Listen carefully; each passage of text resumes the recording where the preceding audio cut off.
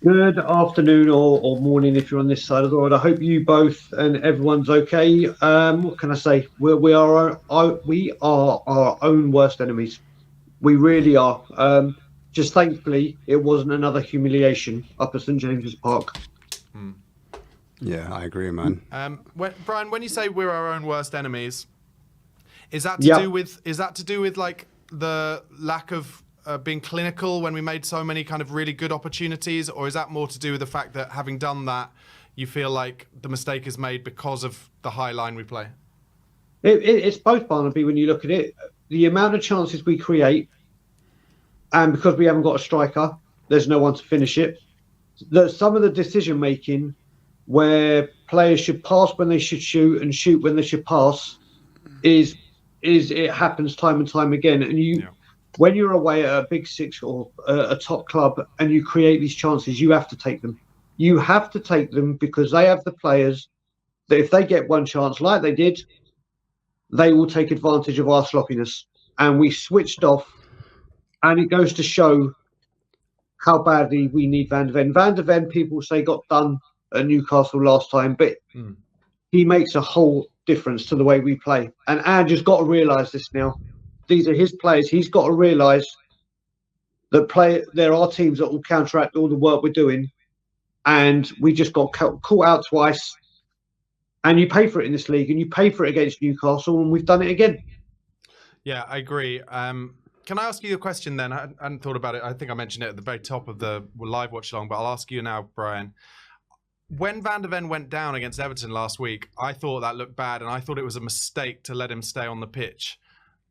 Is that something that we should, I try and support Ange quite a lot, but is that something where we should look at Ange and say, actually, for once, you got that wrong, mate, because I think we would have had enough to beat Everton anyway, and we could really have done with Mickey playing today, right? Well, you look at it two ways, Barnaby. He did this against Aston Villa when we won 4-0 last season. Van de Ven came out after he injured in the first half, brought him on. He went off. Yeah. He was out against Fulham.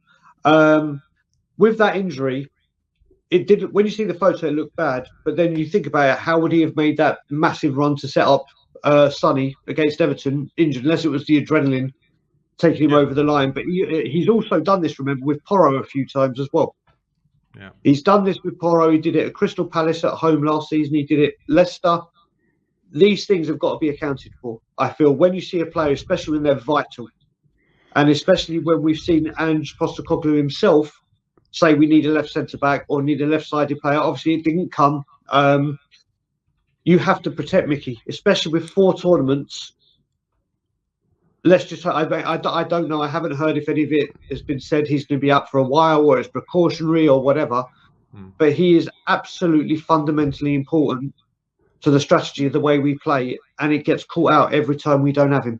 So, Brian, sorry to cut you. Would you prefer to have saved Mickey for the Arsenal game? As opposed to playing him today, or would you prefer for him to play today and then maybe he can't play against Arsenal? Yeah, listen, when you ask me that, any time when the filth's involved, I'd rather him rest today and fit for the filth. So yeah, that you put it that way, Ash brother. I'm with you that if it has to be only if it's obviously precautionary. He could be out for longer. We could find out, but if it was play him today and risk him for Arsenal, or lose him today and have him ready for Arsenal, then it's the latter all the time. Yeah, because that's what I read from the journalist Ali Gold, that it was more of a precautionary thing that he left Mickey Van de Ven back at home because they wanted him to be rested and well for other games. Presumably he's in the Dutch squad, so he'll be going off and training a lot anyway. Who knows what will happen. Well, no, I would say with that as well, Ash and Barnaby, if that's what he wants to do, that's why we need another left back. Because you could do that. Listen, Dragusin can come in there, but we all know he's better on the right. It's just gone to show a gaping hole that we avoided this transfer window and didn't look into getting over the line. But like I said, let's hope he's fit for Arsenal. I thought, just trying to find some positives, I thought Dragusin, other than being a yard deep for the winner, I thought he played pretty well. And I thought, and I said this before the game, I did wonder whether maybe he should play on the right-hand side and Romero on the left. And that's kind of what happened. And he looked more comfortable there to me, Brian. I don't know if you agree. Yeah. I mean, I think I was talking about this it might have even been my channel on Friday. It may have been better because obviously Romero's a better player. Put him there and make Dragusin more comfortable, or Dragusin. And I think that would have been the best thing. But let's just hope, because we can't do this for a prolonged time. Just say, right, you go here. And then the worst thing is if Romero gets injured or it's not good. But listen, it is what it is now till January, isn't it, when it comes to that? But I'm just disappointed that once again, we don't create or don't have it. I'll give you an example. Brennan Johnson came on, and I'm sure he's getting loads of grief for things he's done wrong in the game. He came on, was alert to Pope's error, got the ball across to that goal. There was a moment when Son was running clean through and Johnson was bang open, and he went for the shot instead of passing it to the open man. Went off for a corner. couple of crosses. Brian, just laughing because at the time when that happened, Ash was shouting, "Shoot, shoot!" and I was like, "Lay it to Brennan Johnson." Yeah, listen. Let's face it. With Sonny, you think, do you know what?